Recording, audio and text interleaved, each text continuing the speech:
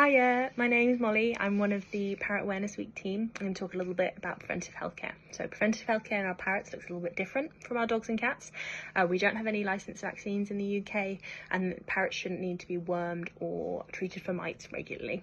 If they do, there's a sign there might be some underlying immunocompromisation or underlying disease there. So what does preventive healthcare look like for parrots?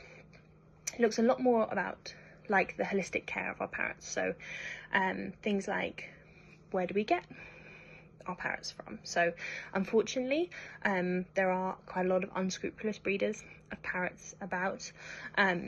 So when we're looking for parrots, there are two main sources that we would recommend. One is reputable breeders. So this looks like not sending chicks off before they're fully developed to owners, providing adequate support for owners, and the things that would apply to things like your dogs and cats. So being able to visit breeding areas or see how they're kept, and breeders that provide a lot of information and support on your journey with that companion parrot. The second is reputable rescues. So although rescue parrots will not come with the clean bill of health that parrots might come from a reputable breeder with, we do have the benefit of having a better idea of the individual they are. When you get chicks, you're obviously working kind of from scratch, but with rescued parrots, the reputable rescues will often have a really good idea of the background of that parrot. They will have done disease testing if they are concerned there might be an underlying disease, and they will often have a better idea of that parrot's idiosyncrasies. So so those are the two main sources that we would recommend if you're looking for companion parrots. Those are the two main sources that we would recommend getting them for the kind of the reasons listed. Second is getting an appropriate companion parrot. So if you're living in a small plat with a lot of neighbours, large birds like macaws, like Amazons, like some of the Conure species might not be appropriate. And if you're particularly noise sensitive, or you want to keep everything pretty nice and undestructive, again, some of those larger birds won't be appropriate. It's also worth mentioning that under the Animal Welfare Act, you have to provide your animal with what's commonly called the 5 freedoms. So these are to provide a suitable and safe environment, suitable and enriching diet, healthcare protecting against pain, suffering, injury and disease, allowed to exhibit normal behaviours and have appropriate companionship. Now, normal behaviours is really crucial, because if you live in a small London flat, it'll be much easier for you to provide the space and ability to fly and move for smaller parrots, things like budgies, than it will be for the larger macaws. So just something to think about, make sure that you're getting an appropriate parrot for your lifestyle. Next, I'm going to talk about hygiene. So birds are quite messy animals. They produce a lot of feces, a lot of urates, a lot of dander, and they like to make a mess of the food they're eating, so it can require quite a hefty cleaning schedule. So this often looks like big cleans of cages and environments once a week, with spot cleans once a day. This should be done with either hot water if you are unable to source a parrot safe cleaner like F10, or F10 if you're able to source it, so that we are making sure that we're not exposing our parrot air sacs and lungs to anything that could be detrimental. Important to keep on top of this, as any build-up of moulds, spores, funguses or dirty water can obviously lead to an increased risk of infection and disease. Birds can also be very messy with their water baths. They don't just drink out of them, they'll also bathe in them, so these often require cleaning at least once a day, sometimes two if you've got really messy birds. Next, we're going to talk about insurance. Insurance is quite important for just protecting us against sudden costs. So unfortunately with our parrots, they're really good at hiding illness and disease, which means that we can often not notice that they're ill until it's much further down the line than we would like it to be. Or they can have big injuries and cause themselves damage quite suddenly. And this obviously can be quite difficult to immediately have the funds for, or to be able to just kind of source that money.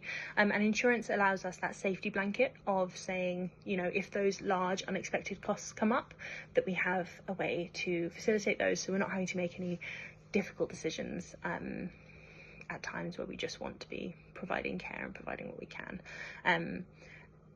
Most insurance companies now will have levels of insurance so that you can have a look at what they cover, have a look at how much they are, and tailor it so you can choose the best insurance policy for you and for your bird and for your circumstance. So you're able to be a little flexible with what that insurance looks like. Leading on to vet visits. So finding avian vets is really crucial, and crucially before you need them, I always say. So if you register with an avian vet before there's any problems, then you can make sure that the vet is the right fit for you, is the right fit for your parrot, and also that the veterinary centre that you're going to is a good fit for you and works with you, because at the end of the day, you guys are the team that's looking after your parrot's health. So you can find avian vets both on the Association of Avian Veterinarian website and also on the RCVS website. They both have find vet functions. So you should be able to locate a vet in your area that sees birds, whether that be at a specialist level or at a GP who's really passionate level. I'd also recommend ringing up vets to ask whether they feel confident handling birds. A lot of vets will be happy to see a parrot just for emergency care in a critical moment, but might not be happy with the more ongoing, more complex side of avian care. So getting a vet that is really confident in dealing with avian species, particularly parrots, is really important. And you can just ring round and email vets until you find one that you have that rapport with and that you feel is really the right fit. We recommend annual checks for parrots. This will often look like just checking body condition score, checking heart, checking how the air sacs sound, weight checking. We can also perform blood tests to ensure that the function of things like the liver and kidney is all going well. It helps, not one, just keep on top of the health of your parrot, but two, also can be a bonding experience to your practice. We're able now to do these in a very kind of gentle, reduced fear way, which means that it can actually be quite a nice kind of day out for your parrot, which can be quite nice. It also just allows that if your parrot does have to come in for any illness or disease, they are not having to battle both the illness and the disease and also the stress of new people.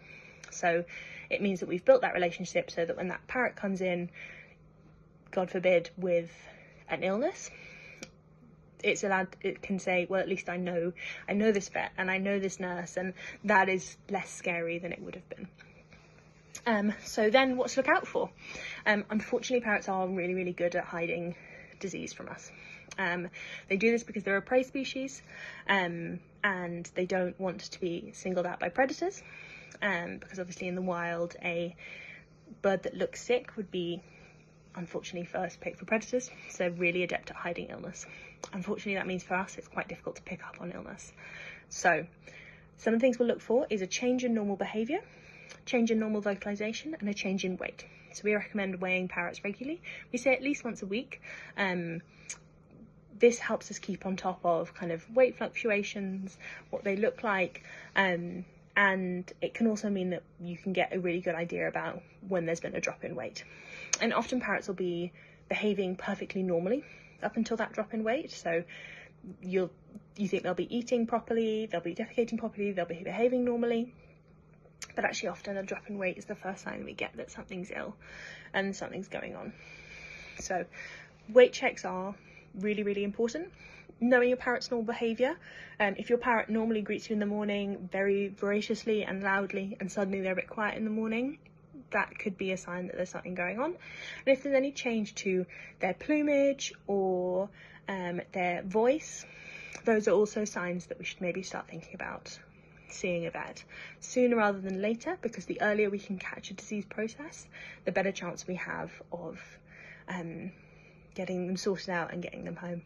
So that's my talk on preventative healthcare. I hope you have a lovely rest of Parrot Awareness Week.